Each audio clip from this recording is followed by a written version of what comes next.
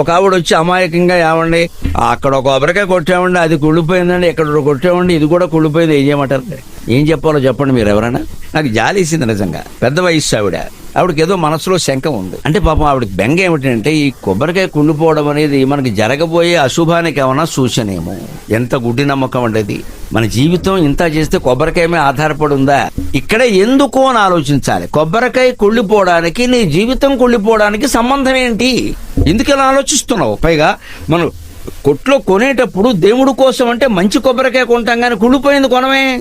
మనం కావాలని చిత్తశుద్ధితో దేవుడికి మంచి కొబ్బరికాయ కొట్టాలని మనం ప్రయత్నం చేసినప్పుడు అదేదో అనుకోకుండా లోపల కుళ్ళిపోతే మనం ఏం చేస్తామండి? అది అమ్మేవాడికి తెలుసా, మనకి తెలుసా?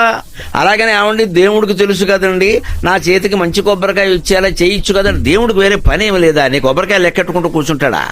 అంచేతను మనం ఈ ఎందుకు అన్న ప్రశ్న వేస్తే ఈ ఆలోచన పక్కకి